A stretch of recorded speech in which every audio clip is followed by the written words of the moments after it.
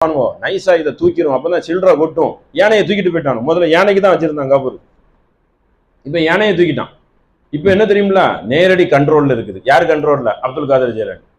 அங்கே இருந்து பகதாதுல இருந்து அவருக்கு பகதாதே காப்பாற்ற முடியல, இங்க எப்படி காப்பாற்றுவார்? அங்கேயே உள்ள அமெரிக்காக்காரன் பூந்து அடிச்சுட்டு போயிட்டான். அப்ப என்ன மாதிரி ஒரு மூமின்களுடைய நிலைமை இருக்குங்கிறது வேதனைக்குரிய விஷயம்.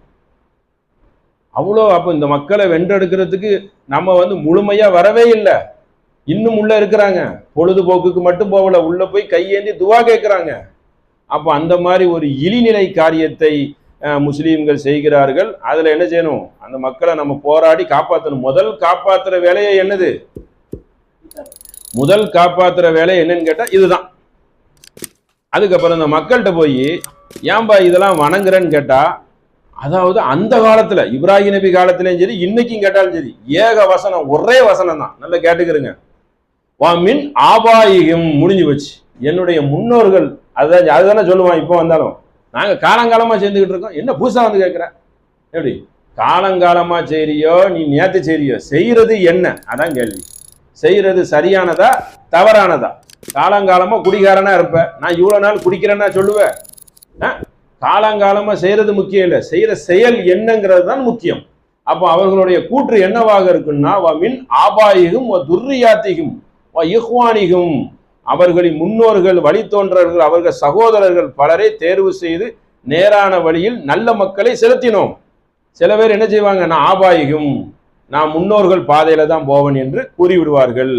அப்படின்ட்டு அல்லாஹ் தாலிக ஹுதல்லாஹு யஹ்தி பிஹி மை யஷாவு, இதுவே அல்லாஹுவின் நேரான வழி, தனது அடியார்களை தன் நாடியவரை இதன் மூலம் அல்லாஹ் என்ன செய்யறான்? நேரான வழியில் செலுத்துகிறான். அப்படின்ட்டு வலவு அஷ்ரகு லஹபித அன்ஹும் மா கானூ யஅமலூன், அப்படி இணை கற்பித்தால் அவர்கள் செய்த நல்லறங்களை அவரை விட்டு நாம் அழித்து விடுவோம். இப்ப உதாரணத்துக்கு என்னன்னு கேட்டா, தான தர்மம் செய்யறது, தான தர்மத்தை வாரி வாரி வழங்குறாரு, அப்படி கோடி கோடியா கொடுக்கிறாரு. அல்லாவை நம்பாமல், அல்லாஹ் என்று நம்பி அவனை வணங்காமல் அவர் போய் இணை கற்பிச்சார்னு வைங்கன்னா, அல்லாஹ் அந்த நன்மையெல்லாம் அழிச்சிருவான், மறுமையில யூஸ் கிடையாது.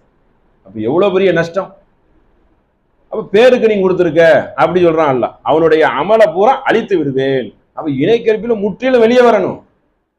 எந்த அடிப்படையில இணை கற்பிக்கிற முதல்ல அப்படிங்கிற கேள்வி எல்லாம் அது உள்ளே அடங்கி இருக்குது.